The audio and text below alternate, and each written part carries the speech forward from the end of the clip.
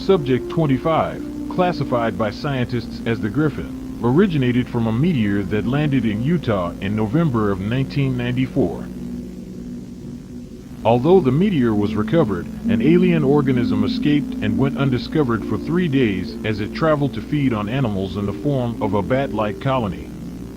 In Kentucky, the colony settled in a forest where it's believed they formed into one singular mass.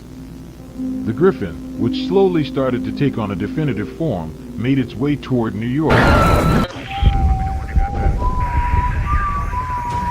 Oh, they're fucking